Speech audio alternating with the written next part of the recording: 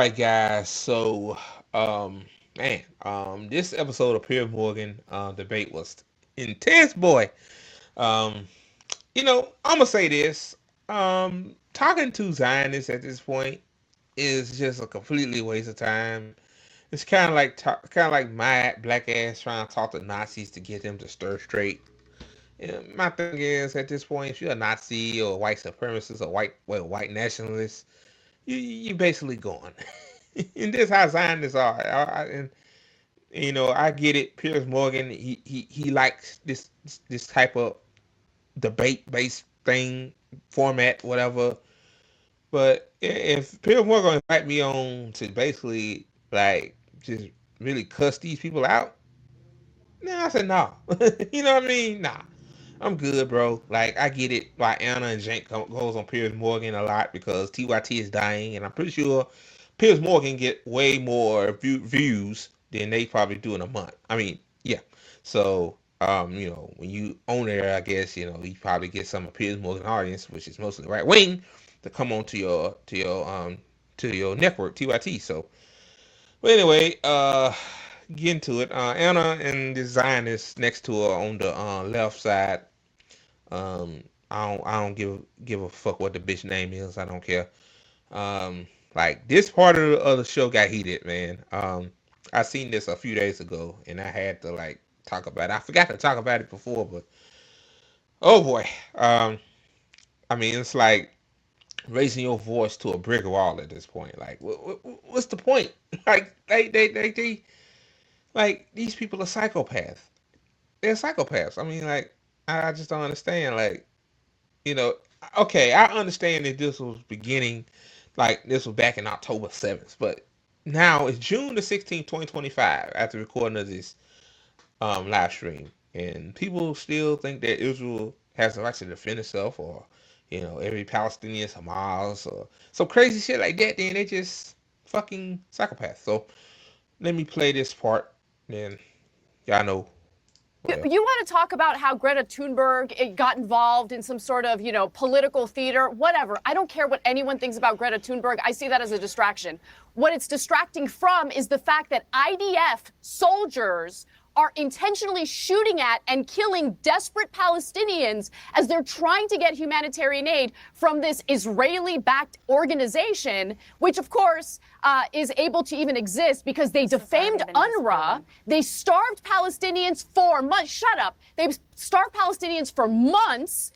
And then, as the... Oh, shit. Shut up. Like, again, like, I agree. I'm on Anna's side with this, obviously, right? I'm pretty sure. I think, to be honest with you, in terms of like agreements, I think the Israel Palestine, well, the Gaza issue situation is the most. I guess that's what we agree on. But goddamn, like, I continue. She said, "Shut up." I'm like, whoa. The Palestinians are desperate for food, they lure them in with this Gaza Humanitarian Foundation and shoot at them. Upward of 200 people since late May have been shot at and killed by Israeli soldiers. Do not forget that. That's the heart of this story. And let's not forget about the 232 journalists in Gaza that have been slaughtered by the IDF. The Gaza Humanitarian Foundation even confirmed it was Hamas. You people disgust me. They confirmed it was Hamas. There's no humanity with people like you, Emily. No humanity. Oh, her name Emily. Oh, man. Oh God. Again, man. Yeah. I mean, Israel knew what they were doing. Yeah, let's make fake humanitarian zones because the Palestinians are desperate and won't need to feed their family. So while they're collecting up whatever they got there, let's just shoot them. Like, but again, Israel has the right to defend itself. Like Emily would probably say that. Like, yes, Israel's in the right. Israel's in the right. Like, it's people just being lost, and I'm not going to end it. Like, this is entertainment for Piers Morgan. They got Piers Morgan quiet. Like, this is what he want. This is see shit like this give you views. Like this shit ain't going nowhere. That Emily bitch gonna believe what the fuck she want to believe, and Anna, she trying to, I guess, trying to tell the truth. But at the end of the day, what's the point? What's the point? But let me continue. Intentionally lying and blaming the IDF. I can't even handle your voice. Is the one who is assuring that there's humanitarian aid. I'm an Armenian. There are 11 I know genocide when I see meals it. that have been You distributed are a already. defender 11 of genocide. million. She said 11 million meals. I hate when they talk. I hate people talk over each other, but 11 million meals? What? Oh my God, bro. Oh my God. Oh my God. She said 11 million meals have been distributed. Yeah, I mean, a lot of them could eat them because they got shot. Woman, what are you talking about? Oh boy. You are a genocider and a defender of genocide. Disgusting. I know you don't like facts, Anna, but this is the reality. The only person who is threatening, the only group that is threatening the distribution of aid is Hamas. That is who has been shooting at innocent Palestinians. Oh my God, Hamas. See, that's what they think. I think every Palestinian is Hamas. I mean, that's so it give Israel a right to shoot them while they were getting aid. Oh, we distribute 11 million meals, but you know, every Palestinian we know is Hamas. Like, oh, shut the fuck up. Just shut the fuck up. Oh God, why am I even talking about this, man? Oh God. No military Israeli propagandists would say. Israeli it's a lie that has been debunked. Don't all talk over each other. Don't talk over each other. Like the Israelis are the victims. Here's what I would say. Not able to be Emily, here's what I would say. Hamas shot at them. Here's what I would say. We don't actually know for a fact. Hamas shot at them. Okay, we don't actually know. We don't actually know for a fact who. Hamas. Wow, ain't Hamas like even like trying to like basically like kind of throw the white flag like, hey, you know, these Palestinians they suffered long enough, you know, we'll give up some more hostages so y'all can give our people aid. But Hamas shot at them, which is not true. Like, that's crazy how these people would come on these big platforms, thousands upon thousands of people watching this shit and just spill this garbage, man. It just oh my God. Has done all this shooting, or how much of it was done by the IDF, or how much by Hamas. I'm sure Hamas wouldn't hesitate to shoot their own. They've done it many times. But we don't know, and there's a reason we don't know, Emily, for a fact, is that the Israeli government continues to ban international journalists from going into Gaza. And there's only one reason, as Jeremy Bowen, the BBC's Middle East editor. Not only banning them, Piers, I mean, they shot them, shoot them as well. What? How many journalists? They shot 27 journalists. They're covering the genocide. 27. But again, like all those journalists, I'm pretty sure Emily will probably say, "Oh, those journalists are Hamas." Yeah, blame everything on Hamas. Like Israel is starving people for like nearly 80 fucking days. Yeah, blame Hamas for that. Yeah, it's Hamas' fault. Oh God. As said in a very interesting and thoughtful, lengthy piece about all this. There can only be one conclusion, because at the start of this, the IDF took international journalists to the kibbutzes where this horror had unfurled and showed them everything. But ever since then, they banned international journalists from going to see what's happening in Gaza. And the only conclusion of these two positions, one showing what happened to Israelis, but not allowing anyone to see what's happening to Palestinians, the only logical conclusion is that the IDF is doing things they don't want people. Cutting out alcohol and sugar is a dumb idea to see. So, Piers, I'm actually really glad you brought that up. Hang on, Emma. I want Emily to respond to that. Oh, God. I actually agree with your position. I think that the state of Israel should do much more to ensure that international journalists are able to freely enter Gaza. I think that there are other concerns on the ground, like security concerns, because it has been that Hamas has taken international journalists hostage. You know, as well as me, Alan Johnston is a great example of this. In 2021, as well as 2014, we saw that Hamas was pressuring international journalists on the ground, not allowing reports to be sent out unless they were approved by Hamas. So there is an actual threat in addition. But the risk to the assessment should be hostage-taking made threat by and, the of course, journalists. The human It's not for the IDF. I agree with you. Or the I Israeli agree with government to you. determine a risk assessment for independent international journalists. They will decide. I agree with you. They I will think that decide Israel what should the risk ensure is. and do everything they can. Oh God. Basically, she's. Oh, yeah, I agree. Yeah. Like, but ain't you, man? Let me continue, bro. I'm telling y'all, man.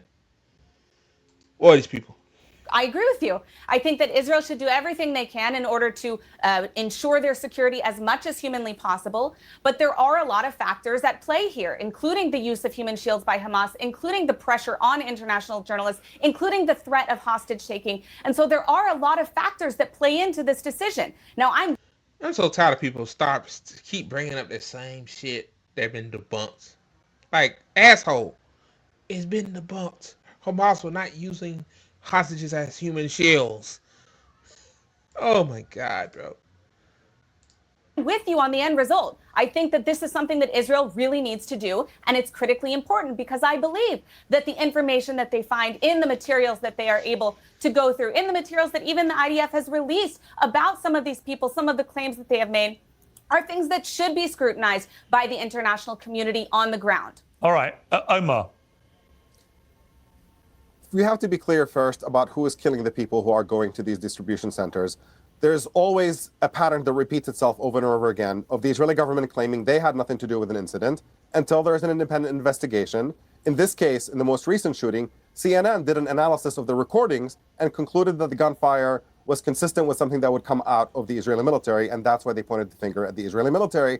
And this is a pattern that repeats itself over and over again. You had the killing of 15 paramedics by the Israeli military that initially the Israeli military pretended they had nothing to do with until the facts were uncovered, until they dug up the ground and saw where the ambulance was buried, until they got the recordings of the incident. And once they're caught red-handed, it's always like, oops, that must have been an accident. But at what point are we going to stop listening to a government that has produced a record of lying over and over again? I mean, they pointed at a calendar on a wall in a hospital that simply has the days of the week on it written in Arabic, and just assuming that this is for a Western audience that doesn't read Arabic. And so they point at it and say, these are the names of terrorists on this calendar. I mean, we just have to get to the point to where we can't give this government the benefit of the doubt anymore. They and everybody who does apologetics for them, like Emily does, are simply full of shit. There's just no other way to put it. I mean, Bingo. I mean, what else can I say? I mean, he said it for me. Yeah. Emily's, these other, I'm pretty sure the dude beside down on to your right, like these people job is to spread the Israeli lies and tell you that Hamas is to blame for everything, which, like, people like, this ain't 2003 no more. Like people know, like, everybody got phones, everybody watching what the fuck going on. Like, even you don't even have to be political to know what the fuck going on, what Israel was doing. Like, just knowing that a modern day Holocaust is happening in the year of our Lord 2025, it should make you not like Israel, man. Easily said and done, but oh boy. have to hold bare minimal level of standard for the information that comes. And I'm sorry, at some point, when you produce a record of lying over and over and over and over and over again, we have to stop taking anything that you say seriously. And we have to look at the fact and to look at a government that is carrying out genocidal atrocities in Gaza, as defined by virtually every expert on the genocide and every major human rights organization. All of them at this point line up and say, these are genocidal policies. We know who's responsible for atrocities being committed against the civilian population that is being deliberately destroyed in Gaza, to pursue what Smotrich said, to empty Gaza out of Palestinians. That is the plan. And just for the record, Hamas had offered to give up governance of Gaza and release all the hostages, but that was not good enough for Israel because... That's what I said earlier too. I said, yeah, even Hamas said, yeah, we don't know it. Our people suffered enough. Give you the hostages, give us aid, like give people in Gaza aid. Then they said they'll leave Gaza. They said it too. Some Hamas will leave Gaza, but Israel don't want that because Israel wants a scapegoat. It kind of makes sense. Like, hey, because if Hamas gives up completely, then Israel can then I mean, Israel's cooked anyway. Like, people know Israel is complicit. But I'm just saying, like, to the few lame tards out there that still think Israel has the right to defend itself, Israel don't have a scapegoat to go to. So, say how much a little bit more of this, and I'm gonna move on. Here we go. Right now, Netanyahu is saying the goal is to pursue Trump's plan of emptying Gaza out. Dropsite has done incredible reporting on the details of these negotiations back and forth. And to see Hamas willing to give up governing Gaza and release all the hostages, and Israel still find a reason to say no to that deal, tells you what Israel's real intentions are. And their intentions are about destroying Palestinian existence. And they're doing it in the West Bank as well, except at a slower pace. All right, Shamos, here's my question for you. It's a genuine question. I expect. All right, I ended there. I don't want to listen to the other genocidal maniac, of course, So my final thoughts is that my thing is, okay, Pierce, even though he's still full of shit, like, he claimed what Greta Thunberg did was a publicity stunt, which it wasn't. I don't think Greta actually be popular, famous. She just wants to make the world better than she found it, or she's living in right now. But my thing is, why you keep inviting these psychopaths on your network, man? Like, bro, you know that Israel. But I know why you do it, man. You do it for the ratings. You do it for the views. Um, you want the Zionists to watch your shit, and you want the pro Palestine people to watch your shit. I don't watch Piers Morgan. The only reason why I cover some of his stuff is because notable people been on there. Like Breonna Joy Gray was on there. Francesca was on there. So yeah.